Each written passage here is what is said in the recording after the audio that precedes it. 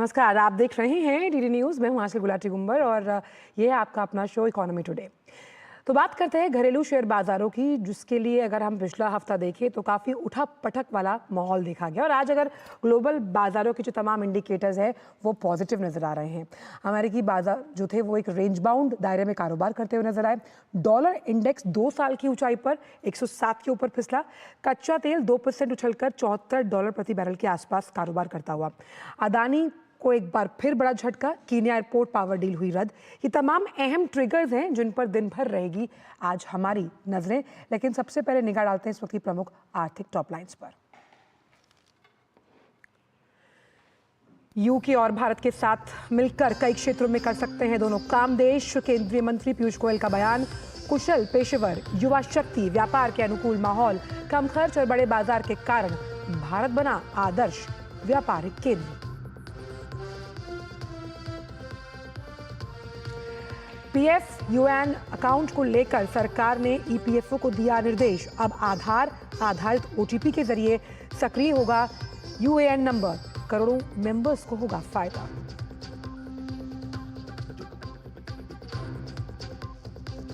Cyber fraud पर सरकार का बड़ा एक्शन। गृह मंत्रालय ने दूरसंचार विभाग के साथ मिलकर दक्षिण पूर्व एशिया के साइबर अपराधियों द्वारा इस्तेमाल किए जाने वाले 17,000 व्हाट्सएप अकाउंट्स को किया ब्लॉक।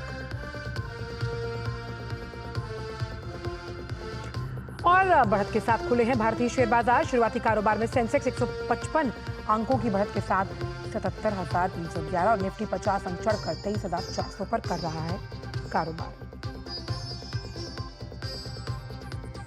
इन तमाम बड़ी आर्थिक खबरों पर रहेगी दिन भर हमारी नजर।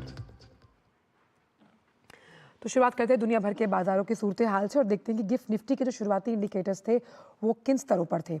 तो शुरुआत अच्छी हुई थी, 23,459 का लेवल, 92 अंकों की बढ़त के साथ गिफ्ट निफ्टी कारोबार करता हुआ नजर आ रहा है। हालांकि कल का दिन काफ़ी उतार चढ़ाव वाला रहा, लेकिन आज सेंसेक्स का जो ओपनिंग काउंटर है वहाँ बढ़त के साथ कारोबार होता हुआ नजर आ रहा है। 77,311 का लेवल, 155 अंकों की बढ़त। निफ्टी भी सेंसेक्स के साथ कदम ताल मिलाता हुआ यहाँ पर भी हम देख सकते हैं कि 23,400 का लेवल, 50 अंकों के प्रॉफिट के साथ इस वक्त निफ्टी 50 कारोबार करता हुआ। वो स्टॉक्स जो बाजार में मजबूती के साथ खड़े हुए हैं, यानी कि टॉप गेनर्स पैक पर डालते हैं एक नज़र, तो तीन बड़े banking counters, HDFC life, SBIN, ICICI bank का जो बढ़त के साथ कारोबार करते हुए, ONGC, अपोलो हॉस्पिटल की डील की वजह से स्टॉक में एक एक्शन, 1% से ज़्यादा स्टॉक चढ़कर कारोबार करता हुआ। लेकिन मुनाफा वसूली या फिर प्रॉफिट बुकिंग कहाँ पर हावी है? जाहिर सी बात थी, अदानी एंटरटेनमेंट, अदानी पोर्ट्स, ये तो होना ही था। 2% से ज़्यादा गिरावट के साथ अदानी के शेयर्स में हमने कल देखा कि 26 ऐसे काउंटर्स थे जहां दबाव एक्सिस बैंक, टाइटन और ब्रिटानिया। टाइटन मामूली रेंज बाउंड दबाव, क्योंकि जिस तरह से सोने में उछाल है तो टाइटन में भी एक एक्शन देखने को मिल रहा है। ये तमाम टॉप लूजर्स का पैक।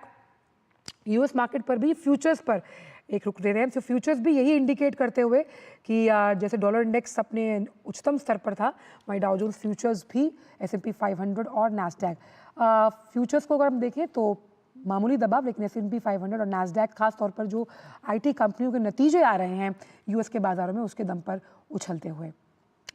तो और एशियन मार्केट को अगर हम देखें तो जापानी बेंचमार्क निकाई 326 अंकों की बढ़त के साथ, हैंगसेंग में अच्छा खासा दबाव, कॉस्पी रेंज बाउंड दायरे में कारोबार करता हुआ। तो लबोलुबाब फिलहाल यही कि अच्छे स्तरों पर भारतीय शेयर बाजार कारोबार करते हुए क्या दिन भर ये मोमेंटम बरकरार रहेगा या नहीं, देखना होगा। अब रुक करते हैं कुछ प्रमुख आर्थिक खबरों की तरफ। तो यूके इंडिया बिजनेस काउंसिल ने नई दिल्ली में यूके भारत प्रौद्योगिकी भविष्य सम्मेलन का आयोजन किया और केंद्रीय मंत्री पीयूष गोयल ने इस सम्मेलन को संबोधित किया और कहा कि यूके और भारत साथ मिलकर कई क्षेत्रों में काम कर सकते हैं, जिसमें तमाम जो वर्किंग प्रोफेशनल्स हैं, युवा शक्ति है, व्यापार का अनुकूल माहौल और कम खर्च के साथ साथ बड़ा बाजार जैसी कई खास बातें शामिल हैं। और यही सब बातें भारत को आदर्श व्यापारिक केंद्र के रूप में स्थापित करती हैं। आइए आपको सुनवाते हैं। I have 5 suggestions to offer. One, in artificial intelligence learning, we can create platforms to encourage more and more of next gen to engage with artificial intelligence. Second, telemedicine can play an important role in bringing down costs of healthcare in the United Kingdom also. Number 3, we could look at climate modeling tools, but we can employ IoT devices. We can look at drones and sensor-driven equipment. We can look at monitoring of crops. We can look at soil testing, many areas. And lastly, a number of organic chemicals, a number of engineering goods, a number of products related to food are going through a churn with newer technologies playing a role. And that could be another area where we could work together. Auto components for the electric vehicle ecosystem, for example, is one area that comes to mind immediately. और EPFO से जुड़ी एक अगली खबर जो कि आपके लिए बहुत इम्पॉर्टेंट है, उसका रुख करते हैं। केंद्र सरकार ने ईपीएफओ को निर्देश जारी किया कि वो नियोक्ताओं के साथ मिलकर आधार बेस्ड ओटीपी के जरिए यूएएन को एक्टिवेट करे, जिसकी वजह से केंद्र सरकार की तमाम योजनाओं का फ़ायदा लेने में जो तमाम जो कर्मचारी हैं उन्हें सहूलियत हो, ये एक ईजियर लेवल पर हो पाए। श्रम और रोजगार मंत्रालय ने कहा कि केंद्र सरकार ने जो तमाम उसकी मिनिस्ट्रीज़ हैं, जो उसके डिपार्टमेंट्स हैं, उसको ये निर्देश दिया कि वो कल्याणकारी योजनाओं के लाभार्थियों को सब्सिडी या इंसेंटिव का भुगतान जो है वो आधार पेमेंट ब्रिज के जरिए करे और 100% आधार ऑथेंटिकेशन को सुनिश्चित किया जाए। इसके पहले चरण में नियोक्ताओं को मौजूदा वित्त वर्ष में 30 नवंबर तक ज्वाइन करने वाले जो सभी कर्मचारी हैं उनके लिए आधार बेस्ड ओटीपी के जरिए यूएएन एक्टिवेशन कराना होगा। तो ये क्यों बहुत ज़रूरी है? ताकि बाकी कर्मचारियों के लिए ये जो प्रक्रिया जब पूरी होगी, इसके लिए कर्मचारियों को ईपीएफओ मेंबर पोर्टल पर जाकर एक्टिवेट यूएएन लिंक पर क्लिक करना होगा। फिर यूएएन आधार नंबर, आपका नाम, आपका बर्थ डेट और आधार से जुड़ा मोबाइल नंबर आप इस पर फिल करेंगे। आधार ओटीपी वेरिफिकेशन की आपको मंजूरी देनी होगी। इसके बाद जो गेट ऑथराइजेशन पिन है उसे क्लिक करने के बाद मोबाइल नंबर पर आपके पास एक ओटीपी आएगा और उसे भरने के बाद रजिस्टर्ड मोबाइल नंबर पर पासवर्ड आने के बाद ये जो पूरा एक्टिवेशन का प्रोसेस है वो ख़त्म हो जाएगा और ईजी भी हो जाएगा। और इसके ज़रिए हम ये मान सकते हैं कि जो धोखाधड़ी है उसे कम करने में, ख़ास तौर पर साइबर फ्रॉड के लिहाज से उस पर लगाम लगाने के लिए एक अहम कदम मान सकते हैं, क्योंकि ओटीपी आप ही के रजिस्टर्ड मोबाइल नंबर पर आने वाला है। रुक करते अगली खबर का, जो कि एमएसएमई से जुड़ी हुई है।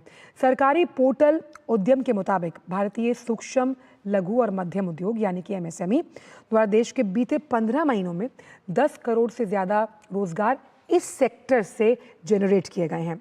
आंकड़ों के मुताबिक जो रजिस्टर्ड एमएसएमई है उसकी संख्या पिछले साल अगस्त में 2 करोड़ थी, जो कि अब 5.25 करोड़ के आसपास हो गई। यानी कि लगातार हम देख रहे हैं कि एमएसएमई जो कि बहुत प्रमुख ड्राइवर है जब हम नौकरियों के सृजन की बात करते हैं, इसमें संख्या 13 करोड़ से बढ़कर करीबन कुल 23 करोड़ के पार। और कुल रोजगार में जो उद्यम के सर्टिफिकेशन है, अगर हम उसमें देखें तो उसके पास रजिस्टर्ड 2 करोड़ से ज़्यादा औपचारिक एमएसएमई की यूनिट्स हैं और इसकी वजह से हम समझ सकते हैं कि रोजगार के अच्छे अवसर पैदा होते हैं। अब इसमें महिलाओं के लिए भी आप समझिए कि 5 करोड़ से ज़्यादा अवसरों का सृजन हुआ। वित्त वर्ष 2024-25 के लिए अगर हम पूरा वित्तीय बजट देखें तो एमएसएमई मंत्रालय को करीब 22,000 करोड़ रुपए से ज़्यादा का बजट का आवंटन किया गया और पिछला जो फाइनेंशियल ईयर था ये उससे करीबन 41% ज़्यादा है।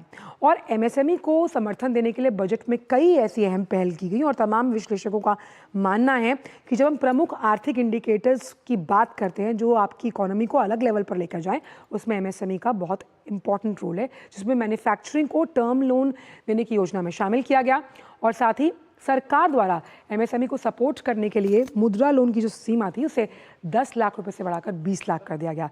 तो बजट में एमएसएमई के जो डिजिटाइजेशन प्रोसेस है उस पर भी फोकस किया गया है। तो एमएसएमई सेक्टर में बम्पर रोजगार।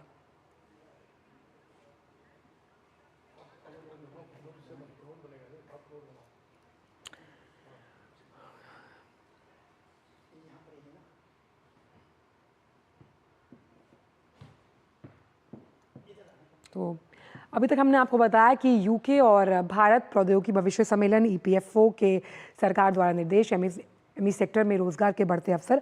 आगे आप जानेंगे आज के फोकस में क्या कुछ खास है। फोकस में बात करने वाले हैं हम मछली पालन सेक्टर यानी कि फिशरीज में क्या उपलब्धियां हैं और क्या हैं चुनौतियां।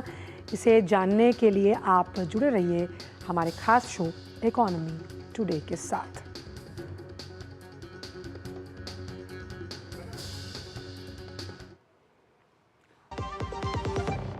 आपके घर के खाने में रेस्टोरेंट जैसा स्वाद ले आए MDH का शाही पनीर मसाला। पनीर को क्या मस्त बना डाला। एक ऐसा तबका जो रिटायरमेंट के बारे में आज भी बिल्कुल नहीं सोचता, वो है औरतें। औरतें कमा के भी वनरेबल हैं। सो एनपीएस एक इक्वालिटी ला रहा है। हम सब एक बराबर प्लेटफॉर्म पे हैं। अपने बेहतर कल को सुनिश्चित करने के लिए एनपीएस जरूरी है।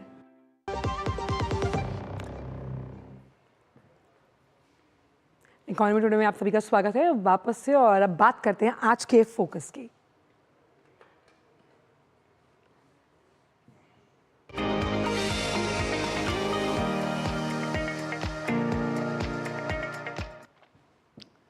तो जैसा कि इशारा कर रहा है हमारा ये वीडियो वॉल कि आज के फोकस में हम मछली पालन यानी कि फिशरीज पर बात करने वाले हैं कि कैसे ब्लू इकोनॉमी को इससे गति मिलेगी। तो भारत दुनिया में दूसरा सबसे बड़ा मछली उत्पादक देश है, यानी ये एक सनराइजिंग सेक्टर है।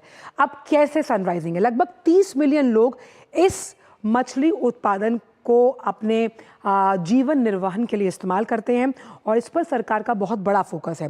विभिन्न जो तमाम पहले सरकार द्वारा की गई, अब उससे क्या हुआ कि इस सेक्टर को जो कि अनएक्सप्लोरेबल था उसे बढ़ावा मिला है और लोग इसे परोक्ष रूप से एज अ करियर भी अपने साथ शामिल कर रहे हैं। नीली क्रांति यानी ब्लू इकोनॉमी, प्रधानमंत्री मत्स्य संपदा योजना और प्रधानमंत्री मत्स्य किसान समृद्धि योजनाएं, इनका लबोलुबाब यही रहा कि इस सेक्टर को कहीं ना कहीं एक पुश मिला और ये एक बड़ा ड्राइवर साबित हो सकता है भारत को आर्थिक प्रगति के लिहाज से आगे बढ़ाने में। अब 2014 से हम समझते हैं कि मछली उत्पादन लगभग दोगुना हुआ, 17 मिलियन टन के आसपास 2014 से अगर हम अभी तक के आंकड़ों को देखें। और 2022 और 23 अगर हम लास्ट फाइनेंशियल ईयर की बात करें तो ये जो सेक्टर है इसमें मछली उत्पादन को 175 लाख टन हम इसे अगर माने तो ये लगातार बढ़ता हुआ। अब इम्पॉर्टेंट यहाँ पर हमें ये देखना है कि जब इस सेक्टर की हम बात करते हैं तो इसको अनस्ट्रक्चर्ड से यानी कि असंगठित से जब हम इसको स्ट्रक्चर्ड बनाएंगे वो एक बहुत बड़ी चुनौती है। अगर हम इससे पार पाते हैं तो इसमें और ज़्यादा लेवल्स आगे जाने की उम्मीद है। इससे क्या होगा जब ये स्ट्रक्चर्ड हो जाएगा तो जो तमाम किसान गारंटी योजना है, बीमा योजना, इन तमाम सरकारी योजनाओं का फ़ायदा किससे मिलेगा? उन्हें जो मत्स्य पालन सेक्टर से जुड़े हुए हैं। तो ये तो रहा कि ब्लू इकोनॉमी को कैसे आगे लेकर जा रहा है फिशरीज सेक्टर, लेकिन सरकार ने इसके लिए क्या अहम पहल की और खासतौर पर कल मत्स्य पालन दिवस के अवसर पर क्या अहम कदम उठाए गए हैं सरकार द्वारा, अहम, उल्लेखनीय और क्रांतिकारी कदम जो इस सेक्टर की तदबीर और तस्वीर को बदलने का मादा रखते हैं। अब कल क्या हुआ? कल ये फैसला लिया गया कि 5वीं समुद्री मत्स्य जनगणना की शुरुआत हुई है। अब इसकी डेटा मैपिंग होगी तो आसान हो जाएगा समझना कि लूपहोल्स कहाँ हैं। स्थायी शार्क प्रबंधन के लिए अब शार्क पर राष्ट्रीय कार्य योजना, क्योंकि शार्क्स की वजह से जो ये सेक्टर है उसे काफ़ी परेशानियों का सामना करना पड़ता है। बंगाल की खाड़ी की अगर बात की जाए तो वहाँ पर क्षेत्र में अवैध, अप्रतिबंधित और अनियमित मछली पकड़ने को रोकने के लिए योजना पर क्रियान्वयन शुरू किया गया। समुद्र से प्लास्टिक के कचरे को खत्म करना बहुत बड़ा सरदर्द है और इससे खत्म करने के लिए भी योजना को लॉन्च किया गया है। अब पर्यावरण के लिहाज से कैसे अनुकूल बनाया जाएगा इस सेक्टर को, तो रेट्रोफिटेड एलपीजी किट के लिए एक स्टैंडर्ड ऑपरेटिंग प्रोसीजर जारी किया गया और इससे अब कम धुएं वाली जो किट्स हैं वो दी जाएंगी जिससे आप मछली पकड़ना आसान होगा। ऊर्जा कुशल, कम लागत वाले समुद्री मछली पकड़ने के ईंधन को बढ़ावा देने के लिए ये किट मछुआरों के लिए मददगार साबित होंगी। और तटीय एक्वाकल्चर एक और इसका विंग, जहां पर अब फॉर्म्स के ऑनलाइन के लिए जो रजिस्ट्रेशन है, सिंगल विंडो क्लियरेंस, आप समझिए कि ये तमाम जो पहले डिजिटाइजेशन भी इस सेक्टर में धीरे धीरे आ रहा है। और जब हम ब्लू इकोनॉमी की बात करते हैं ये इंपॉर्टेंट क्यों है? क्योंकि आप हाईवेज की बात करते हैं, दैट इज़ इंफ्रास्ट्रक्चर, फिर हम हाईवेज की बात करते हैं, रेलवेज, ये सभी प्रमुख तौर पर आपकी अर्थव्यवस्था को गति देते हैं। लेकिन जब हम बात करते हैं बंदरगाहों को सपोर्ट करने की, पोर्ट कनेक्टिविटी की, इसमें आता है ये इंपॉर्टेंट सेक्टर जो कई देशों को एक साथ जोड़ता है। अब सुनते हैं कि केंद्रीय मत्स्य पशुपालन और डेयरी मंत्री राजीव रंजन ने मछुआरों और मछली किसानों को भारत को वैश्विक स्तर पर दूसरा सबसे बड़ा मछली उत्पादक बनाने में उनकी भूमिका को लेकर बधाई दी कल, क्योंकि कल मछली पालन दिवस था और इस क्षेत्र में कई चुनौतियां हैं जिनसे निपटने के लिए वैश्विक स्तर पर प्रयास जारी रहेंगे, ऐसा उन्होंने कहा। आइए आपको सुनवाते हैं। फिशिंग सेक्टर के साथ कुछ चैलेंजेस भी हैं, आज भी हैं। आज भी कई इनिशिएटिव्स हम लोगों ने लिए हैं उसको दूर करने के लिए, लेकिन चैलेंजेज हैं। एक चैलेंज जो सबसे बड़ा चैलेंज है कि पूरा फिशिंग सेक्टर, फिश फार्मर्स जो हैं, मछुआरे जो हैं, वो अनऑर्गेनाइज सेक्टर में, और अनऑर्गेनाइज सेक्टर में रहने के कारण जो सरकार की नीतियों का जो लाभ पूरा उनको मिलना चाहिए वो नहीं मिल पा रहा। हम लोग इस दिशा में प्रयास कर रहे हैं।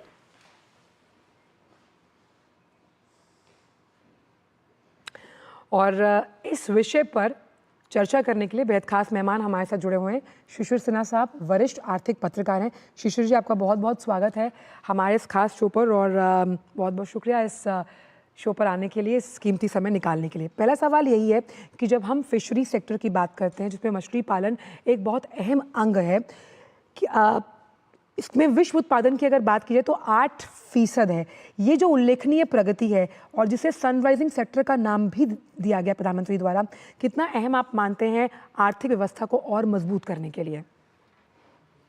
देखिए आंचल, आपने कई आंकड़े अभी पेश किए थे, उसमें से एक आंकड़ा जो कि काफी महत्वपूर्ण था वो ये था कि 3 करोड़ लोगों की जीविका का ये एक साधन है। और दूसरी तरफ अगर आप एक आंकड़ा देखें जो कि बड़ा ही महत्वपूर्ण है कि हमारे देश में करीबन 1.4 मिलियन हेक्टेयर जमीन जो है जिसको हम लोग खारे पानी का क्षेत्र कहते हैं, और ये मछली उत्पादन के लिए काफी महत्वपूर्ण होता है। हम इसका सिर्फ 13% ही इस्तेमाल कर पा रहे हैं, यानी कि हमारे पास 87% की संभावना है। तो जब ये 87% में अगर 30% भी, 40% भी अगर आ गया तो आप देखेंगे कि वो जो 3 करोड़ संख्या है वो और कितना ज्यादा बढ़ जाता है। दूसरा, हम जैसा कि आप ही के आंकड़ों से देख रहे हैं कि मत्स्य उत्पादन के मामले में हम दुनिया के सबसे बड़े देश हैं और हम काफी बड़े पैमाने पर निर्यात भी करते हैं। लेकिन ये निर्यात के बढ़ने की संभावना इसलिए भी बढ़ जाती है क्योंकि कई राज्य ऐसे हैं जहां पर जो एक्वाकल्चर का जो जोन है उस पर विकसित करने पे काम चल रहा है। चाहे आप हरियाणा की बात कर लें, पंजाब की बात कर लें, राजस्थान की बात कर लें, उत्तर प्रदेश की बात कर लें। तो देखिए एक और बात महत्वपूर्ण है कि मत्स्य पालन में अमूमन हम लोग समुद्री मत्स्य की ज्यादा चर्चा करते हैं। मीठे पानी के जो है मत्स्य की बात होती है, उसके ऊपर अभी काफी कुछ काम चल रहा है कई राज्यों में, जो कि जहां पर समुद्र आपको देखने को नहीं मिलता। चाहे आप उत्तर प्रदेश की बात करें, राजस्थान की बात करें, पंजाब की बात करें, हरियाणा की बात करें, तो इन जगहों पर किस तरीके से उसको बढ़ावा देना है, ये यदि आपका बढ़ता है तो आप जो ये संख्या अभी बता रही हैं, जो आंकड़े बता रही हैं, उसमें और कई गुना बढ़ोतरी हो सकती है। अच्छा, इस बार के अंतरिम बजट में हमने देखा था शिशिर साहब की ब्लू इकोनॉमी 2.0 की बात वित्त मंत्री साहिबा ने की, जिसमें साफ तौर पर ज़्यादा से ज़्यादा समुद्री तटों से दोहन और अलग अलग चीज़ों का उल्लेख उसमें किया गया। आपको क्या लगता है कि ब्लू इकोनॉमी को और धार देने में ख़ास तौर पर ये सेक्टर किस तरह से आपको अपने आप को स्ट्रक्चर्ड बनाकर मदद कर सकता है? देखिए हमारे देश में कई तरह की रिवॉल्यूशन हुई और ये एक बड़ा एक संयोग है कि हर रिवॉल्यूशन का एक रंग है। चाहे आप व्हाइट रिवॉल्यूशन की बात करें, ग्रीन रिवॉल्यूशन की बात करें, येलो रिवॉल्यूशन की बात करें, और अब हम लोग बात कर रहे हैं ब्लू रिवॉल्यूशन की। तो ये जो ब्लू रिवॉल्यूशन की हम लोग जब चर्चा करते हैं और जब हमने 2047 तक विकसित भारत के लक्ष्य को हासिल करने का लक्ष्य रखा है, ऐसे में ये सभी रंग का एक साथ बनना, एक साथ आगे बढ़ना बहुत ही जरूरी है। और नीली क्रांति में जैसा मैंने आपको बताया कि अभी भी जितना दोहन किया जा सकता है उसका एक बड़ा हिस्सा अभी भी बचा हुआ है। और अगर हम कह रहे हैं कि उसका हम 30% भी, 1/3 भी अगर हम दोहन कर लेते हैं अगले 5 से 10 सालों के भीतर, तो जो ब्लू इकोनॉमी का कंट्रीब्यूशन है, नीली जो अर्थव्यवस्था है, उसकी पूरी अर्थव्यवस्था में जो योगदान है वो काफी ज्यादा बढ़ सकता है। अच्छा, क्योंकि इस पूरे सेक्टर को टिकाऊ, समावेशी, जिम्मेदार और न्याय संगत बनाने के लिए कई पहले की गई हैं, लेकिन इसमें सबसे अहम जो कल हमने सुना, ये जो बहुत बड़ी चुनौती है कि कैसे असंगठित जो इसमें लोग हैं उन्हें संगठित रूप से इस क्षेत्र में शामिल करना। इस चुनौती को किस तरह से पार पा पाएगा ये मंत्रालय?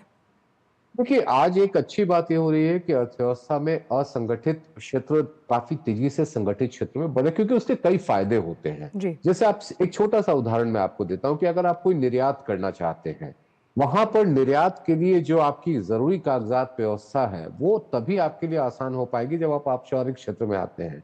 तो ऐसे तमाम जो मत्स्य पालन की बात है, जहां पर कई लोगों ने अपने करियर भी बनाए हैं और जो बड़े पैमाने पर एग्जॉटिक फिश जिसको हम लोग कहते हैं, उनका जो है उत्पादन करने में लगे हैं, उनके जन्म को बढ़ावा देने में लगे हैं, वहां पर वो लोग काफी बड़े पैमाने पर आ रहे हैं। और इसमें स्टार्टअप की भी बड़ी भूमिका है। कई स्टार्टअप्स हैं जिनको खासतौर पे मैं दक्षिण भारत की बात करूं, वहां पर कई स्टार्टअप्स हैं जो कि एक्वा कल्चर में काफी काम कर रहे हैं। तो मुझे लगता है कि औपचारिकरण इस क्षेत्र की सबसे बड़ी जरूरत है, क्योंकि इसके जो लोग हैं, जो छोटे छोटे, आप जिसे कह सकते हैं, आप कृषक भी कह सकते हैं क्योंकि ये भी किसान की तरह ही काम करते हैं, उनके लिए औपचारिक व्यवस्था में आने पर उनको अपनी आय बढ़ाने में मदद मिलेगी। साथ ही क्योंकि आपने एक्वाकल्चर का जिक्र किया और हमने अपने ग्राफिक्स में भी बताया कि एक्वाकल्चर फॉर्म्स के लिए अब सिंगल विंडो क्लियरेंस है, आप एक ही रजिस्टर्ड पोर्टल पर इसको सबमिट कर सकते हैं। किस तरह से डिजिटाइजेशन जो है वो भी इस सेक्टर का अहम अंग बनकर एक उल्लेखनीय प्रगति के साथ इस सेक्टर को और आगे लेकर जाएगा? देखिए आंचल, आज के दिन में हम सभी कहते हैं कि हमें कारोबार करना है, तो कारोबार की व्यवस्था सुगमता कितनी होनी चाहिए। अब अगर आप डिजिटल सिस्टम में चलते हैं जहां पर आपको किसी दफ्तर के चक्कर लगाने की जरूरत नहीं है, आप अपने घर पे बैठ करके भी मोबाइल फोन के जरिए या लैपटॉप के जरिए आप कर सकते हैं। इसके अलावा जिनके पास ये सुविधा नहीं है, तो कॉमन सिविल जो CSS जिसको हम लोग कहते हैं, कॉमन सर्विसेज सेंटर है, वहां पर जाकर के अपना ये रजिस्ट्रेशन का काम कर सकते हैं। तो डिजिटलाइजेशन ने लोगों को औपचारिकरण की ओर बढ़ाने में काफी मदद की है। ये हमने अलग क्षेत्रों में भी देखा है और अब हमें उम्मीद है कि एक्वाकल्चर या ब्लू इकोनॉमी में ये काफी मददगार साबित होगा। बिल्कुल, बहुत बहुत शुक्रिया शिशिर साहब, आप इस शो पर आए, आपने अपने विचार इस मंच से साझा किए और इतनी बेहतरीन तरीके से ब्लू इकोनॉमी पर अपने विचार रखे। बहुत बहुत शुक्रिया अपने विचारों को इस शो पर साझा करने के लिए। बढ़ते हैं आगे। अडानी ग्रुप ने अपने ऊपर लगे तमाम जो आरोप हैं उन्हें निराधार बताया। अडानी ग्रुप ने अपने सोशल मीडिया प्लेटफॉर्म एक्स पर एक स्टेटमेंट जारी करते हुए लिखा कि अडानी ग्रीन के निदेशकों के खिलाफ अमेरिकी न्याय विभाग और अमेरिकी प्रतिभूति और विनिमय आयोग द्वारा लगाए गए जो तमाम आरोप हैं वो निराधार है और उनका खंडन किया जाता है। जैसा कि अमेरिकी न्याय विभाग ने स्वयं कहा कि अभियोग में लगाए गए आरोप हैं और अभी तक दोष साबित नहीं हो जाते तब तक डिफेंडेंट्स को निर्दोष माना जाता है। इस मामले में सभी संभव कानूनी उपाय किए जाएंगे।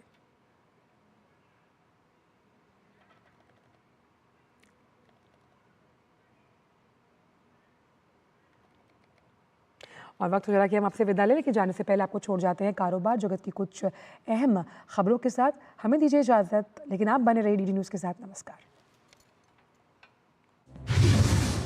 भारतीय रुपया और मालदीवियन रुपया के बीच सीमा पार लेन देन को बढ़ावा देने के लिए मुंबई में एक समझौता ज्ञापन पर हस्ताक्षर किए गए। समझौता ज्ञापन पर भारतीय रिजर्व बैंक के गवर्नर शक्तिकांत दास और मालदीव मौद्रिक प्राधिकरण के गवर्नर अहमद मुरव्वर ने हस्ताक्षर किए। इससे निर्यातकों और आयातकों को अपनी संबंधित घरेलू मुद्राओं में बिल बनाने और निपटान करने की सुविधा मिलेगी। BSNL के ग्राहकों की संख्या में इस वर्ष सितंबर महीने में 8.5 लाख की बढ़ोतरी देखी गई है। अब BSNL के कुल ग्राहकों की संख्या 9 करोड़ के पार पहुंच गई है। ट्राई के मुताबिक इस दौरान जियो, एयरटेल और वोडाफोन आइडिया के ग्राहकों की संख्या 1 करोड़ घट गई है। सेबी ने नया सर्कुलर जारी किया है। सर्कुलर के तहत सेबी ने IPO के लिए 1% की सिक्योरिटी डिपॉजिट की शर्त को खत्म कर दिया है। सेबी ने कंपनियों के लिए लिस्टिंग प्रोसेस के दौरान 1% सिक्योरिटी डिपॉजिट रिलीज करने की खातिर नो ऑब्जेक्शन सर्टिफिकेट सौंपे जाने की शर्त को भी हटा दिया है। केंद्रीय गृह मंत्रालय ने डिजिटल अरेस्ट और साइबर ठगी के मामले में बड़ा एक्शन लिया है। मंत्रालय के निर्देश पर 17,000 व्हाट्सएप अकाउंट्स ब्लॉक कर दिए गए हैं। जिन अकाउंट्स को ब्लॉक किया गया है उनमें ज्यादातर नंबर कंबोडिया, म्यांमार, लाओस और थाईलैंड से एक्टिव थे।